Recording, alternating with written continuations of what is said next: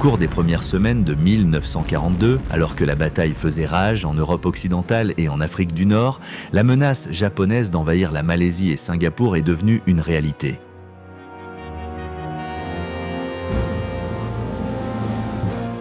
Il était impensable pour les Britanniques que l'île qu'ils avaient surnommée le Gibraltar de l'Est puisse tomber, et pourtant elle est tombée avec des conséquences terribles et désastreuses.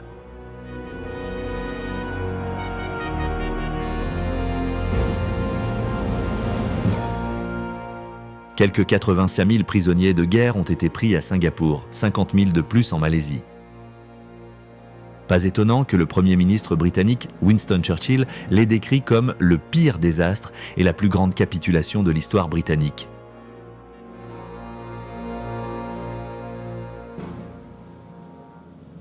Mais avant que les événements de 1942 ne se déroulent, les Japonais avaient dû neutraliser la possibilité d'une intervention américaine. Ils étaient assoiffés de ressources. Ils n'avaient pas de source de pétrole à proprement parler et avaient perdu un écrasant 93% de leur approvisionnement après que le président américain Franklin D. Roosevelt ait ordonné un embargo en juillet 1941. Bien que les Japonais aient bénéficié d'un traité pétrolier avec les Hollandais, celui-ci a également été rompu lorsque les Pays-Bas ont rejoint l'embargo. Privé de pétrole, de métal et d'autres ressources, le Japon pouvait soit reculer et perdre la face, soit chercher à trouver les ressources dont il avait besoin ailleurs. Ces ressources se trouvaient dans le Pacifique Sud.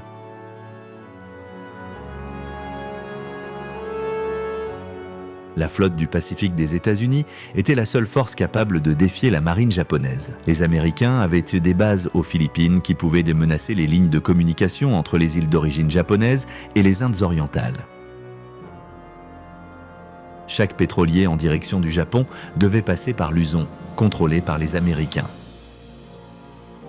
Le 7 décembre 1941, l'armée de l'air de l'armée impériale japonaise a dévasté une grande partie de la flotte et de l'armée de l'air américaine stationnée à Pearl Harbor.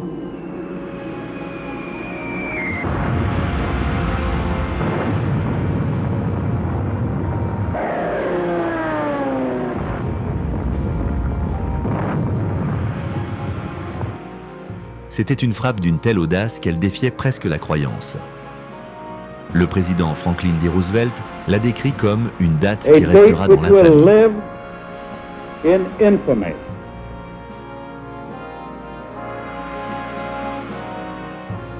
L'Amérique ne pouvait plus adopter une vision isolationniste. La guerre ne pouvait plus être considérée comme un conflit purement européen.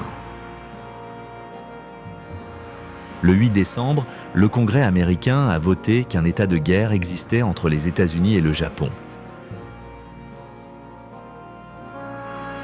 Le 11 décembre, les pays de l'Axe, l'Allemagne et l'Italie ont déclaré la guerre aux États-Unis.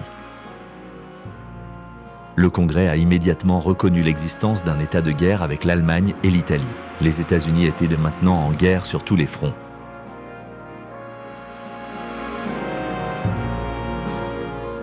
Le conflit dans le Pacifique et la guerre en Europe avaient des causes différentes. Une partie de la raison pour laquelle ils se sont enchevêtrés, c'était la décision d'Adolf Hitler de déclarer la guerre à l'Amérique dans les heures qui ont suivi l'attaque japonaise sur Pearl Harbor. Et pourtant, les Japonais ne lui avaient demandé aucune aide, et même s'ils l'avaient fait, ils n'en avaient aucune à offrir. Il y avait ceux en Amérique qui ne se réjouissaient pas de la perspective de se battre dans le Pacifique et en Europe, et pourtant la décision de Hitler de déclarer la guerre signifiait que les deux plus grandes puissances militaires et industrielles du monde, l'Amérique et la Russie, étaient maintenant alignées contre lui.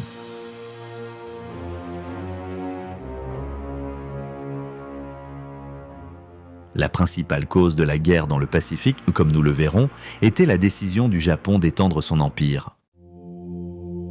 Ce que la Grande-Bretagne avait fait 100 ans auparavant, le Japon cherchait maintenant à le copier.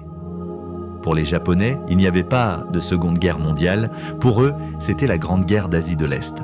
Un conflit qui avait commencé non pas en 1939, mais en 1931 avec l'invasion de la Mandchourie. La Chine était le grand ennemi. Avec 65 millions de bouches à nourrir, l'armée japonaise a décidé que le seul moyen de soutenir la population était l'expansion. Les Japonais avaient été des envahisseurs cruels de la Chine, cherchant la gloire de l'Empire, mais aussi la richesse qui se trouvait au-delà de ses frontières dans des marchés plus grands pour son industrie. Cependant, la richesse que le Japon cherchait à prendre par invasion appartenait à cette époque aux puissances coloniales européennes. Les Français étaient en Indochine, les Hollandais dans les Indes orientales et les Britanniques en Malaisie, à Singapour et en Birmanie. Avec les puissances coloniales en guerre en Europe, leurs capacités militaires étaient étirées. Le Japon a choisi ce moment pour bondir.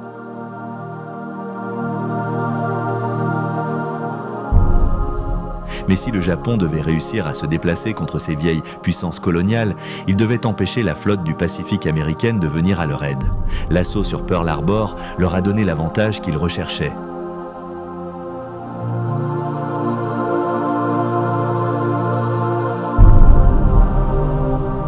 Le Japon a frappé fort et vite, attaquant les possessions américaines dans le Pacifique, les Philippines, Wake Island et Guam. L'île de Midway a été bombardée par des navires de guerre japonais. C'était un schéma qui allait se répéter. Ils se sont ensuite déplacés sur le continent asiatique.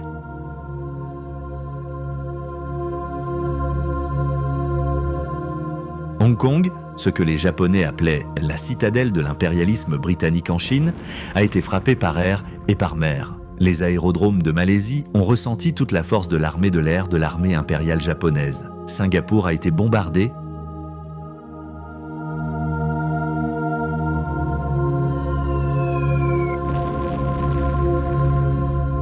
Des troupes japonaises ont débarqué dans le nord de la Malaisie et dans le sud de la Thaïlande.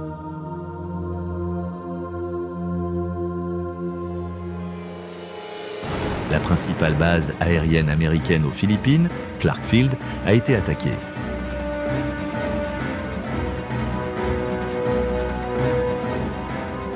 Aux Philippines, la principale île de Luzon a été touchée, tout comme le Bornéo britannique, où la seule unité terrestre alliée, un bataillon indien du 15e régiment du Pendjab, a réussi à résister pendant 10 semaines avant d'être submergé.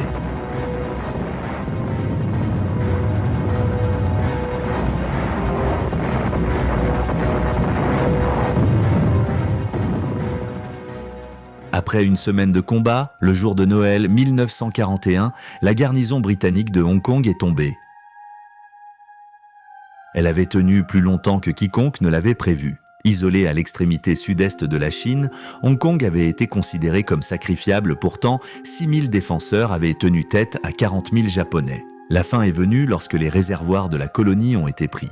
Il ne restait plus rien à faire que de se rendre. La campagne japonaise en Birmanie a pris beaucoup plus de temps. La Birmanie était un prix très recherché. Elle offrait aux Britanniques une porte d'entrée vers l'Inde, le joyau de la couronne coloniale. De plus, depuis 1938, la route de Birmanie, qui allait de Mandalay à Kunming, avait été la seule voie d'approvisionnement terrestre pour les forces nationalistes qui combattaient les Japonais en Chine.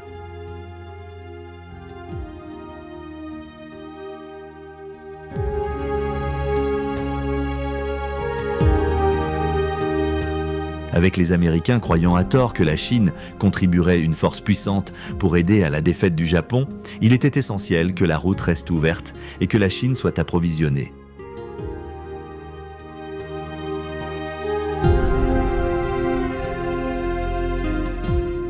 Avec la Chine rejoignant les Alliés et déclarant la guerre à l'Allemagne, à l'Italie et au Japon, le général américain Joseph Stilwell, Vinegar Joe comme on l'appelait, a rejoint le leader nationaliste chinois Chiang Kai-shek en tant que chef d'état-major. Bien qu'ils aient réussi à repousser une attaque japonaise en Chine le 15 janvier, leur succès fut de courte durée. Les Japonais étaient déjà en Birmanie. Et ils n'ont pas laissé la jungle dense entraver leurs ambitions. Là où les routes étaient rebloquées, ils se sont simplement dirigés vers les sous-bois. Les forces birmanes, entraînées par les Britanniques, n'ont pas pu arrêter leur avance.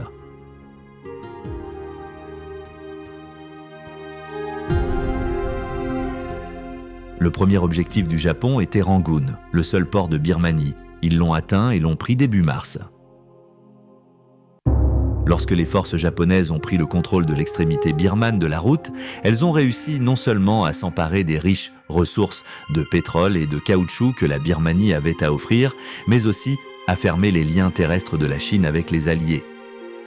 La Birmanie restera aux mains des Japonais jusqu'en mai 1945.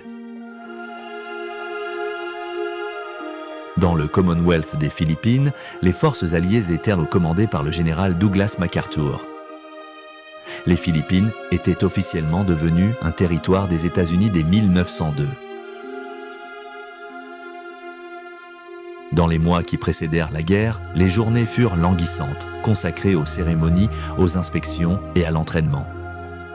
Les officiers et leurs épouses occupaient leurs soirées et week-ends avec des événements mondains et des parties de golf, tandis que les soldats profitaient des délices proposées dans les bars de Manille.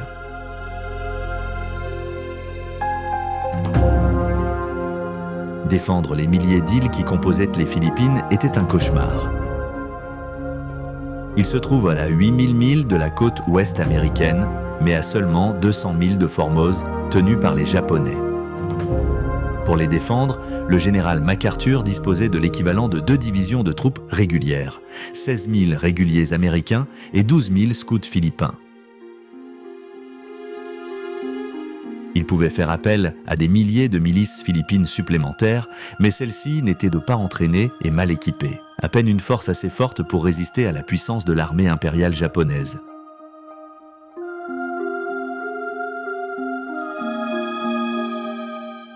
Les stratèges américains avaient élaboré 2 plans pour contrer une éventuelle agression japonaise, l'un pour la marine et l'autre pour l'armée. La marine prévoyait de combattre à travers le Pacifique central pour une bataille décisive avec la flotte japonaise.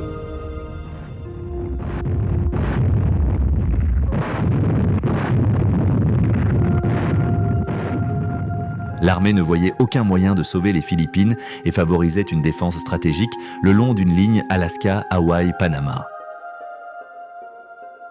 Mais exclure les Philippines était politiquement impossible.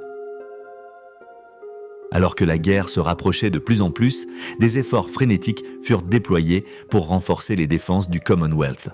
Le général MacArthur et le chef d'état-major de l'armée, le général George C. Marshall, qui commandait les forces américaines à Hawaï, ont tous deux surestimé les capacités de leurs propres forces et largement sous-estimé la force et les capacités des Japonais.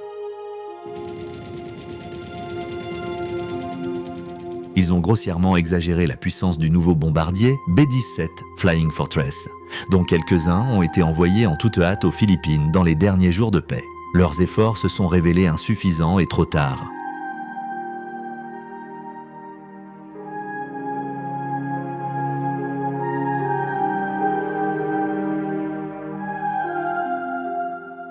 La flotte américaine du Pacifique étant paralysée à Pearl Harbor, l'armée de l'air impériale japonaise tourna désormais son attention vers les Philippines et rattrapa l'armée de l'air américaine au sol.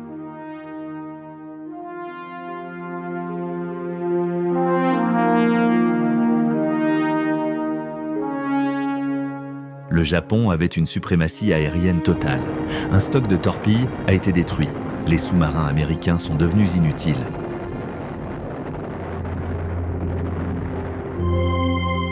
Seule l'armée américano-philippine assiégée de MacArthur a résisté sur la principale île philippine de Luçon.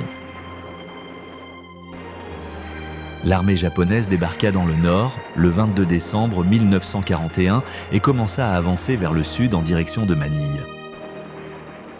Au début, MacArthur était enclin à rencontrer les Japonais sur les plages, mais sans force aérienne et ne pouvant faire appel qu'à la petite flotte asiatique de la marine, il n'était pas en position de défier le Japon en mer.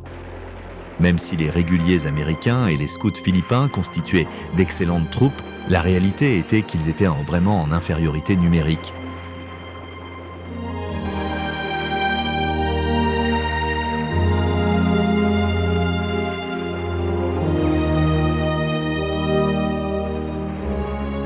Après 2 semaines de durs combats, les troupes américaines et philippines se retirèrent dans la péninsule de Bataan, du côté ouest de la baie de Manille.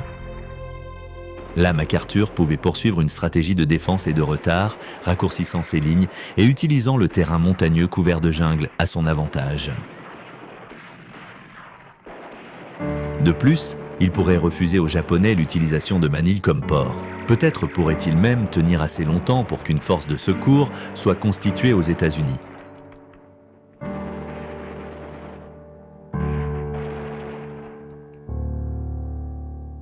Mais les Alliés n'ont pas été confrontés uniquement aux balles et aux obus. Les Japonais ont lancé une guerre de propagande dans le ciel des Philippines, larguant des milliers de tracts sur les troupes alliées, insistant sur le fait qu'elles n'avaient aucun espoir et exigeant leur reddition. Mais il n'y a pas eu de capitulation.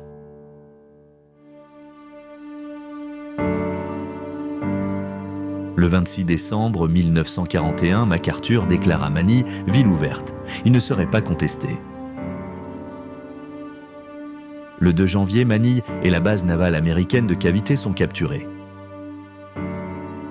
MacArthur dirigeait les opérations depuis sa base sur la forteresse insulaire de Corregidor. Bien que la péninsule de Bataan soit bien fortifiée, elle était horriblement surpeuplée, 106 000 soldats et civils.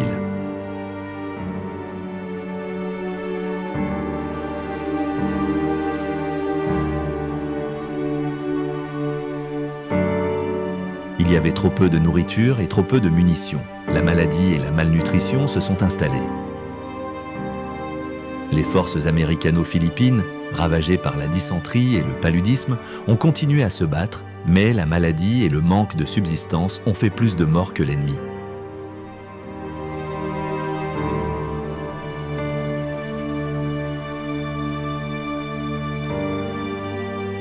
En mars, il était clair que l'aide des États-Unis n'arriverait pas. Néanmoins, les Alliés tinrent vaillamment pendant 4 mois.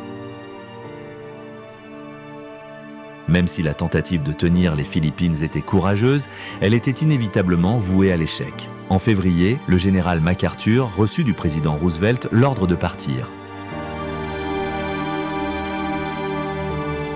Le 12, il monta à bord d'un torpilleur à moteur avec de nouveaux ordres pour prendre le commandement des lignes de communication entre l'Australie et l'Amérique désormais menacées. En quittant les Philippines, il a déclaré « Je reviendrai ». Cette phrase est devenue un cri de ralliement pour les Alliés.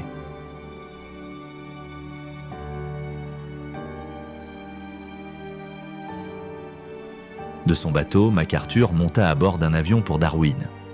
Son B-17 Flying Fortress s'est envolé en titubant depuis l'aérodrome d'El Monte de Mindanao avec un moteur qui craquait.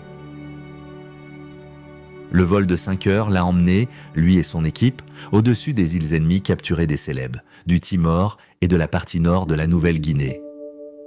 D'une manière ou d'une autre, ils ont réussi à éviter les combattants zéro ennemis. Lorsqu'ils atteignirent finalement Darwin, ils découvrirent qu'il était attaqué par les Japonais. Ils se dirigèrent donc vers l'aérodrome de Bachelor, à environ 50 miles de là.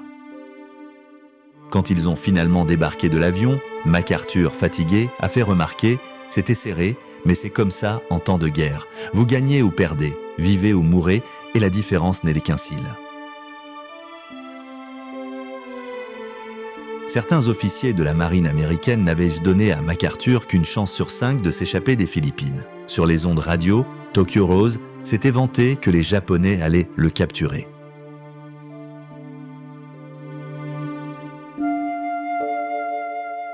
Mais MacArthur et sa famille lui s'en sont sortis. C'est depuis cette nouvelle base australienne qu'il mènera la prochaine phase des opérations.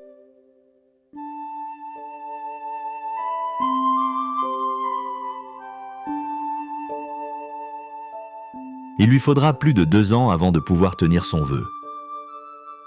En octobre 1944, il retourna aux Philippines à la tête de la force d'invasion américaine.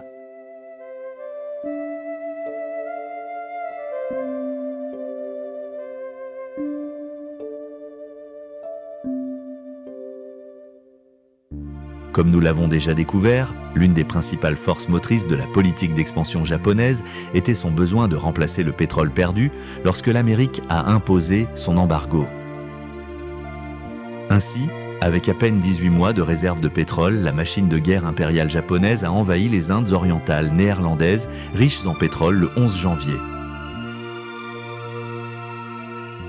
Une force conjointe américaine, britannique, néerlandaise australienne sous le commandement du général Wavell avait été formée pour protéger la chaîne d'îles courbes qui commence au nord-ouest par Sumatra et continue au sud et à l'est par Java, Bali, Flores et Timor, ce dernier à seulement 400 miles de la côte de Darwin en Australie.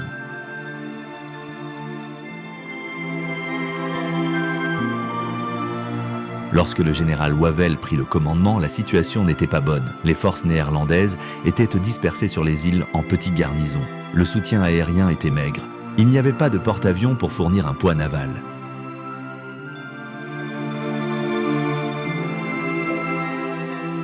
Les Japonais ont attaqué le sud de Sumatra avec 700 parachutistes le 13 février. La menace sur Java était imminente. Sur ordre de Churchill, le général Wavell partit pour l'Inde. Cela a laissé les forces néerlandaises sous le commandement de l'amiral Helfrich, 3 bataillons australiens, un escadron de chars britanniques et 5 escadrons de la RAF. Ensemble, ils ont affronté les Japonais dans ce qui est devenu connu sous le nom de bataille de la mer de Java. C'était une action courageuse, mais les Japonais ne seraient pas arrêtés. Au moment où les forces d'invasion japonaises sont arrivées sur Terre, la marine alliée à Java avait cessé d'exister. Sans couverture aérienne ni soutien naval, la résistance sur Terre fut courte. L'amiral Helfrich s'est rendu le 8 mars. Pendant ce temps, les forces impériales japonaises avançaient à travers les jungles de Malaisie vers le prix qui était Singapour. Les Britanniques y résidaient depuis 1819 lorsque Sir Thomas Stamford Bingley Raffles y fonda un comptoir commercial. Il est rapidement devenu un important avant-poste britannique et la croissance rapide de Singapour et son importance pour la Compagnie britannique des Indes orientales ont assuré que les Britanniques étaient là pour rester. En 1824, le statut de Singapour en tant que possession britannique a été consolidé dans un traité anglo-néerlandais qui a divisé l'archipel malais entre les 2 puissances coloniales, les Britanniques contrôlant la région au nord du détroit de Malacca, y compris Penang, Malacca et Singapour, tandis que la région au sud du détroit était attribuée aux Néerlandais.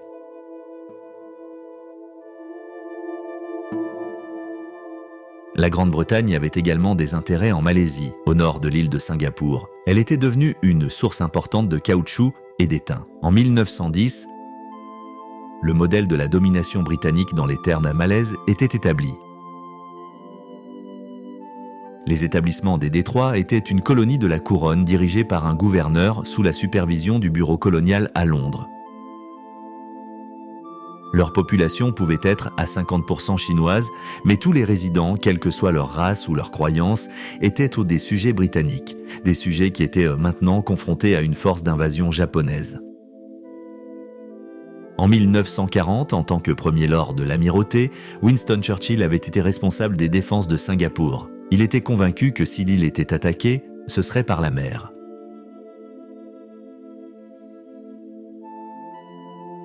Il a informé ses collègues du cabinet que Singapour est une forteresse armée de 5 canons de 15 pouces et garnie de 28 000 hommes.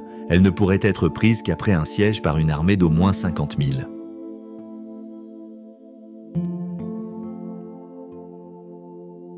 De plus, il a noté que Singapour était aussi loin du Japon que New York l'était de Southampton. Il pensait qu'il était impossible de maintenir des hommes et des munitions sur une telle distance. Il ne considérait pas non plus plausible, à ce moment-là, que les Japonais, qu'il décrivait comme un peuple prudent, s'étendraient au-delà de la mer Jaune et de la Chine, où ils étaient déjà occupés. Sûrement, ils n'entreprendraient pas une entreprise aussi folle si loin de chez eux.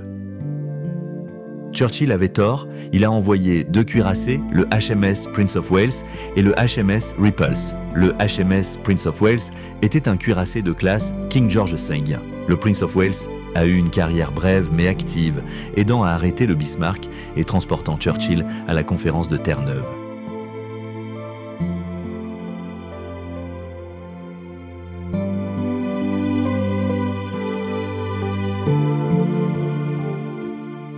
Le HMS Repulse était un croiseur de bataille de classe Renowned, le 2e avant-dernier construit.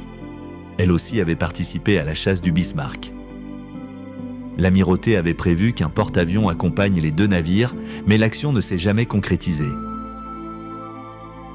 Le HMS Ripples a quitté Singapour en compagnie du HMS Prince of Wales et de 4 destroyers pour essayer d'intercepter les convois d'invasion japonais se dirigeant vers la Malaisie. Mais leur chasse aux forces d'invasion s'est avérée infructueuse et ils ont tourné vers le sud. C'est à ce moment-là que des avions japonais ont été repérés. La flotte a été attaquée par 86 avions. Sans la protection d'un porte-avions, les navires étaient très vulnérables. La force que les Britanniques pensèrent être un dissuasif insubmersible a été coulée, laissant la côte de la Malaisie exposée.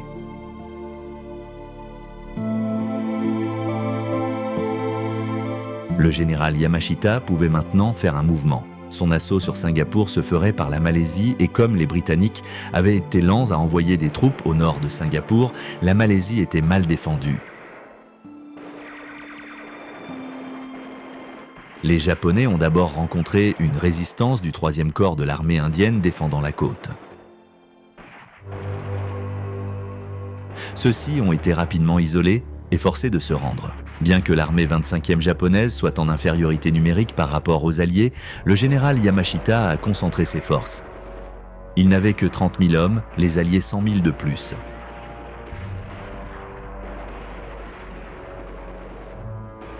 Mais malgré leur infériorité numérique, les Japonais ont poussé fort. Le 14 janvier, une compagnie d'Australiens a tendu une embuscade à des troupes japonaises montées à vélo qui passaient par une coupe qui menait au pont de la rivière Sungei-Gemenche. Malgré avoir infligé de lourdes pertes lors de leur première confrontation majeure avec les Japonais, les Australiens ont finalement été forcés de se retirer. Les Alliés étaient de mal préparés lorsque les Japonais ont quitté les routes et se sont déplacés rapidement à travers la jungle. On s'attendait à ce que la jungle ralentisse l'avance japonaise, mais les Japonais ne roulaient pas en camion, ils marchaient et roulaient à vélo. Avec un soutien aérien rapproché supérieur, l'armure, la coordination, les tactiques et l'expérience ont joué à leur avantage. Les Britanniques avaient sous-estimé les capacités militaires de leur ennemi. L'assortiment de pilotes non formés et d'équipements alliés inférieurs en Malaisie, à Bornéo et à Singapour à cette époque n'était pas de taille pour l'armée de l'air de l'armée impériale japonaise. Leur avion de chasse, en particulier le Mitsubishi A6M0, a joué un rôle crucial dans l'obtention de la supériorité aérienne.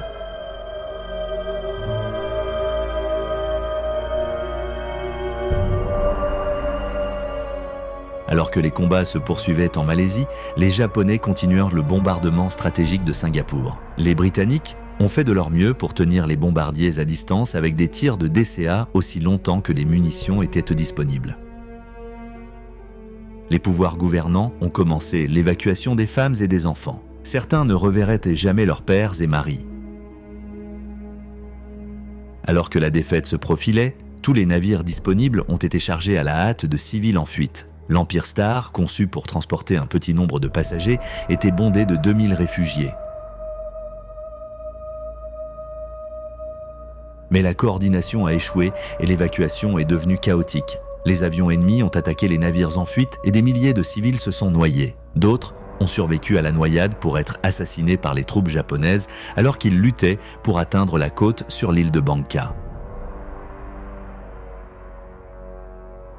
Avec l'avancée des Japonais sur Singapour, prenons un moment pour regarder les événements tels qu'ils se sont déroulés en Europe. Dès son arrivée au pouvoir en 1933, Hitler a commencé à promulguer les lois de Nuremberg, privant les Juifs de droits et de citoyenneté. Il n'a jamais caché son antipathie envers les Juifs et a souvent parlé de leur élimination par tous les moyens. En 1941, les premiers camps d'extermination ont été construits. Belzec, Sobibor, Treblinka, Chelmno, Majdanek et enfin Auschwitz-Birkenau.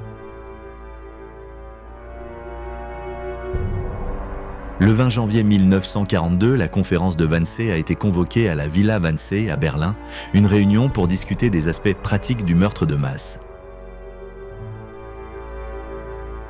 Bien qu'aucun ordre directement lié à Adolf Hitler pour l'extermination des Juifs n'ait jamais été trouvé. Rudolf Hess, commandant du camp à Auschwitz, et Adolf Eichmann, qui a été décrit comme l'architecte de l'Holocauste, ont tous deux déclaré qu'un tel ordre existait au début de l'été 1941.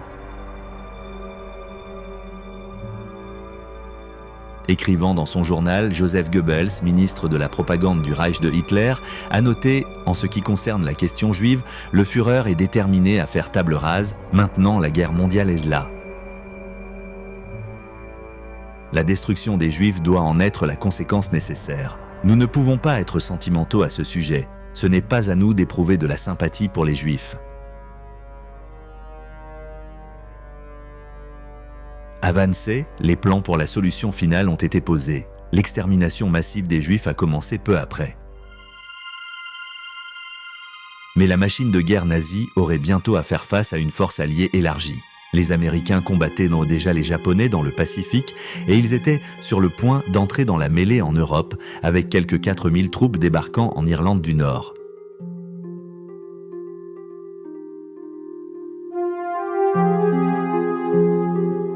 Ce furent les premières troupes américaines à fouler le sol européen depuis le départ des troupes expéditionnaires américaines à la fin de la Grande Guerre. Ils ont été accueillis par Sir Archibald Sinclair, secrétaire d'État à l'air, avec les mots « Votre arrivée en toute sécurité ici marque une nouvelle étape dans la guerre mondiale ». C'est un présage sombre pour M. Hitler, ni sa signification ne sera perdue pour le général Tojo.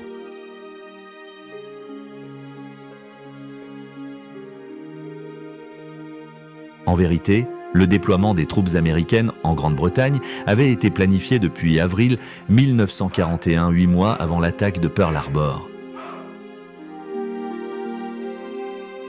Les entrepreneurs américains avaient déjà travaillé dur pour construire des bases pour les 87 000 Américains que le département de la guerre des États-Unis prévoyait d'envoyer. Pour les GI, la vie en Grande-Bretagne a nécessité un certain temps d'adaptation. Pour commencer, ils conduisaient du mauvais côté de la route et les programmes sans fil de la BBC n'étaient pas exactement ceux à quoi ils étaient habitués. Le département de la guerre des États-Unis a distribué un manuel, Instructions pour les militaires américains en Grande-Bretagne, pour les conseiller sur les particularités des Britanniques, de leur pays et de leurs coutumes. Le guide visait à atténuer le choc culturel pour les soldats effectuant leur premier voyage en Grande-Bretagne ou pour cette question, à l'étranger. Un passage disait « Les Britanniques ne savent pas comment faire un bon café. Vous ne savez pas comment faire un bon thé. C'est un échange équitable. » Il y avait des explications sur tout ce que le GI pourrait rencontrer, des poids et mesures à l'argent, en passant par le rationnement et les sports.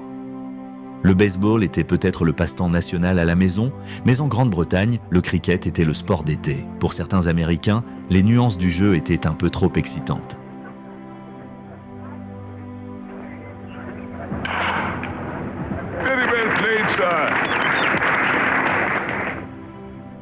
L'arrivée en Grande-Bretagne de riches parents de l'autre côté de l'Atlantique signifiait l'arrivée de fournitures américaines. Soudain, les Britanniques, en particulier les jeunes femmes, se voyaient proposer des articles qui avaient été rationnés depuis 1940, du beurre et du bacon, du sucre, de la confiture et des œufs. Du fromage et des fruits en conserve sont apparus sur la table de la cuisine. Et soudain, il y avait un approvisionnement abondant en bas de nylon et en chewing-gum.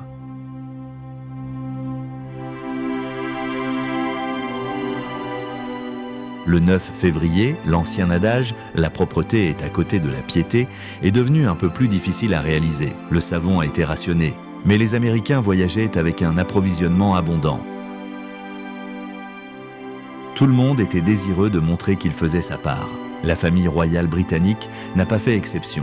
Le 25 février, la princesse Élisabeth, future reine Élisabeth, s'est engagée pour le service de guerre. À 6000 miles de là, les forces alliées reculèrent de la Malaisie. Leur campagne de 54 jours était terminée. Aux grandes dames des Britanniques, les Japonais se rapprochèrent de Singapour. En plus d'être un port stratégique important, Singapour était le foyer de nombreux soutiens à la Chine.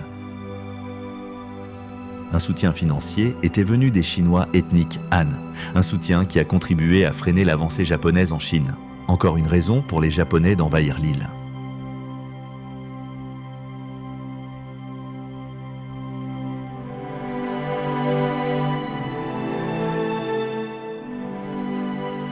Les Alliés ont tenu bon, faisant face à une assaut japonais déterminé. Pour le général Yamashita, c'était un moment de nervosité, comme il le rappellerait plus tard.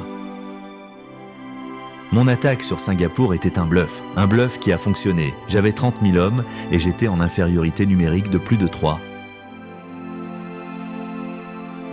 contre 1.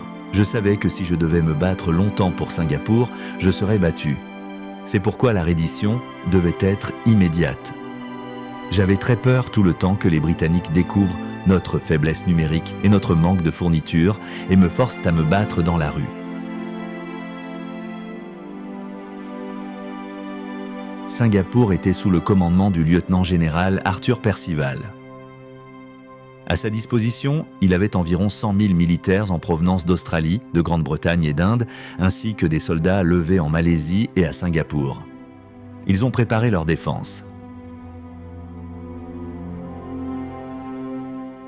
La stratégie japonaise était astucieuse. À minuit le 7 février, les troupes japonaises ont débarqué sans opposition sur la côte nord-est de Singapour, donnant l'impression d'une attaque imminente de cette direction.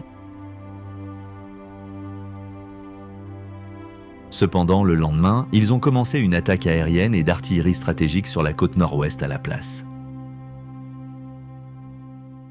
Vers 21h30 ce soir-là, le premier assaut amphibie japonais sur Singapour a été lancé. Malgré les lourdes pertes subies par les mitrailleuses australiennes, vague après vague de troupes japonaises ont réussi à débarquer. À minuit, la défense australienne était brisée.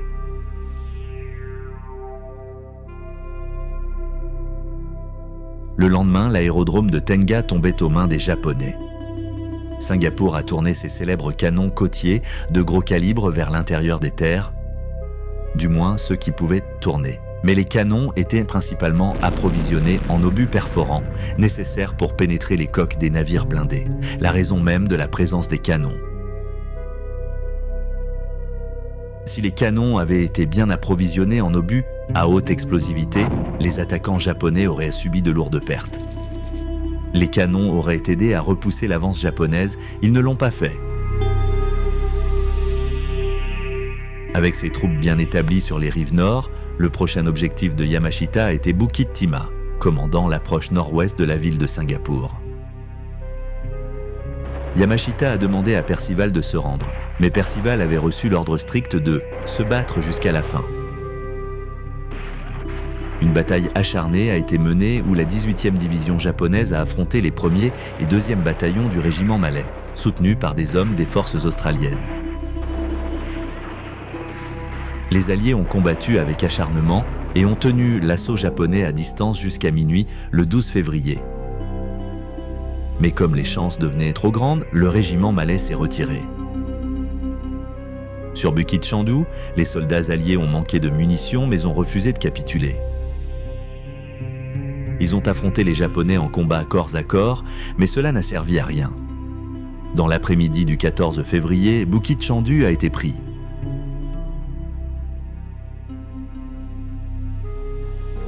À ce moment-là, l'avance japonaise avait contraint les troupes britanniques à se replier sur un périmètre autour de la municipalité. C'était leur dernière défense. Autour de cela, les Japonais ont convergé. La fin était imminente.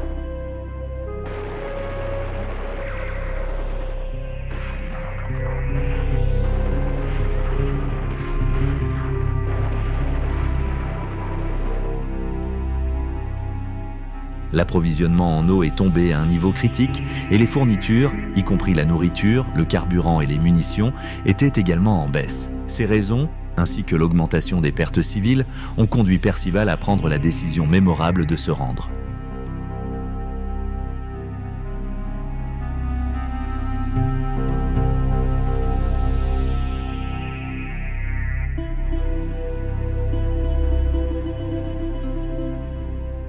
Le 15 février 1942 à 18h15, dans une salle de conférence improvisée dans l'usine de la Ford Motor Company à Singapour, le général Arthur Percival pour les Alliés a rendu l'île au lieutenant-général Yamashita Tomoyuki. C'était une victoire magnifique pour le Japon, car la capture de Singapour a marqué la fin de la puissance britannique en Extrême-Orient. De la part des Britanniques, le télégramme de Percival au commandant suprême de l'American British Dutch Australian Command se lisait « Tous les grades ont fait de leur mieux ».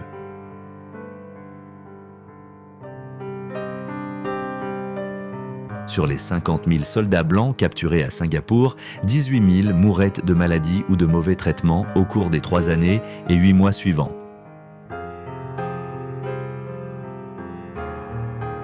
Les Japonais ont fait de l'île le quartier général de l'armée du Sud en renommant Singapour Shonan, signifiant « lumière du Sud ». Les Japonais avaient de désormais les richesses de la Malaisie à leur disposition et avaient pris le contrôle du détroit de Malacca, la principale voie maritime entre les océans Pacifique et Indien.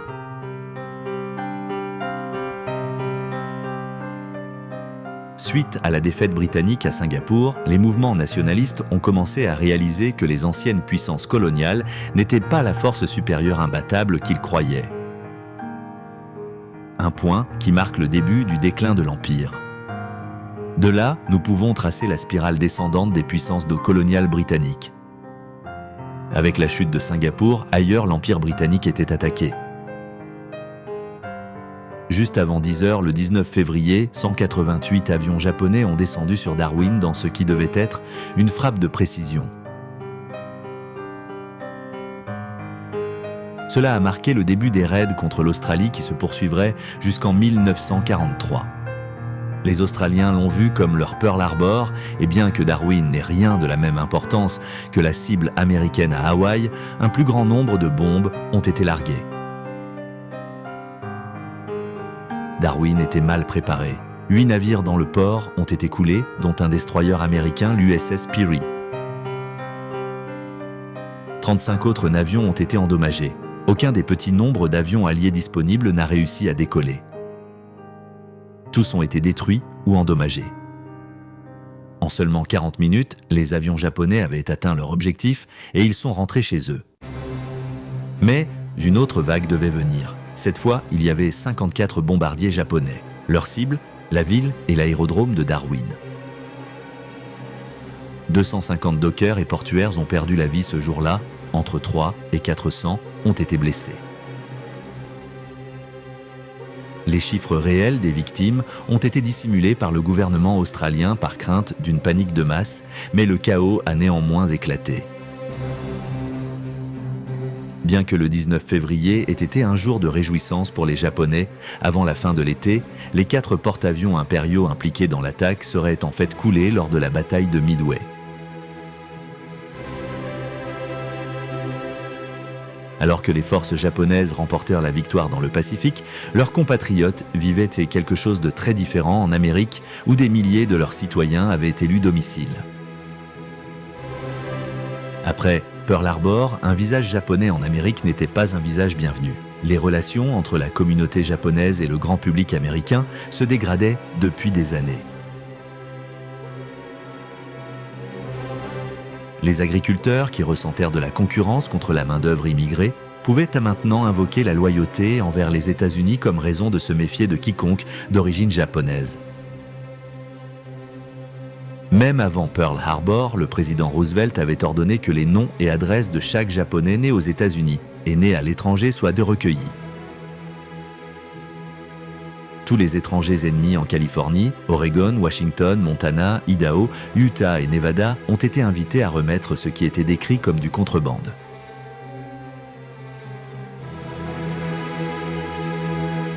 Cela comprenait des radios à ondes courtes, des appareils photo, des jumelles et diverses armes comme des couteaux de chasse et de la dynamite utilisés par les agriculteurs pour défricher les terres.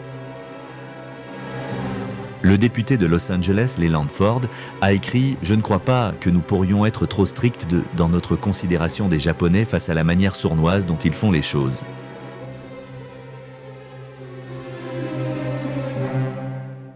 La Californie a voté pour interdire à tous les descendants de natifs avec lesquels les États-Unis sont en guerre tous les postes de la fonction publique. Des zones interdites ont été établies. Des lieux interdits à tous les étrangers ennemis. Les Allemands, les Italiens et les Japonais ont été invités à quitter les zones portuaires de San Francisco. Bientôt, toute personne désignée comme un étranger indésirable a été déplacée des emplacements côtiers des États-Unis.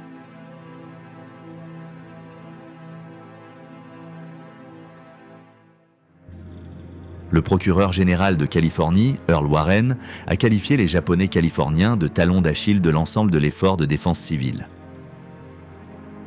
Et a averti, à moins que quelque chose ne soit fait, cela pourrait entraîner une répétition de Pearl. Les fermes ont été transférées des mains des Américains d'origine japonaise aux locataires et aux sociétés caucasiennes. La préoccupation principale était la poursuite de la production à pleine capacité. On a dit aux agriculteurs américains d'origine japonaise de continuer leurs activités agricoles avant l'expulsion et que la destruction des récoltes serait punie comme un sabotage.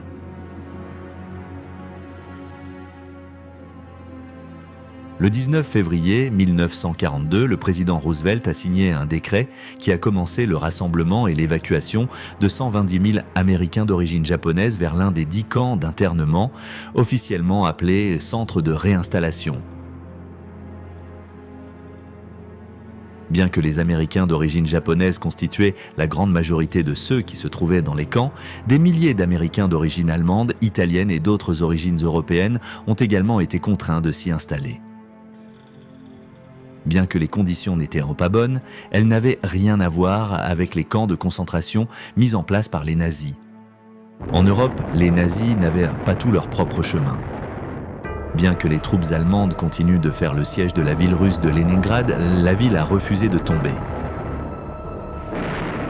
Leningrad était l'une des cibles principales de l'opération Barbarossa de Hitler et il s'attendait à ce qu'elle tombe comme une feuille. Les premiers obus sont tombés sur Leningrad le 8 septembre 1941. L'armée rouge avait été débordée lorsque les Allemands ont encerclé la ville. Mais la ville n'est pas tombée comme Hitler l'imaginait. Elle a riposté et a continué à riposter pendant 900 jours. Les près de 3 millions de civils de la ville, dont environ 400 000 enfants, ont refusé de se rendre. Au lieu de cela, ils ont enduré des difficultés de plus en plus grandes. Janvier et février ont vu Leningrad plonger dans les profondeurs d'un hiver extrêmement froid. Le manque de carburant signifiait que l'utilisation de l'électricité dans les maisons était interdite. L'industrie et l'armée étaient de prioritaires. Le kérosène pour les lampes à huile était introuvable. Le bois est devenu la principale source de chaleur dans les maisons, les meubles et les planchers étant brûlés dans la plupart d'entre elles. La nourriture nécessaire pour lutter contre le froid n'était tout simplement pas disponible. Si le pain était disponible, les gens devaient faire la queue dans le froid glacial dans l'espoir qu'il en resterait peut-être quand ils arriveraient en tête de la file. En janvier et février, 200 000 personnes sont mortes de froid et de faim. Malgré ces pertes tragiques et les conditions inhumaines, les industries de guerre de la ville ont continué à fonctionner. Sans chauffage, sans eau, presque sans électricité et avec très peu de nourriture, la ville a toujours refusé de succomber aux nazis. Les Allemands découvraient que leurs ennemis avaient encore beaucoup de combativité en eux et pendant que les Russes résistaient à Hitler, Winston Churchill préparait la prochaine phase de la guerre contre lui.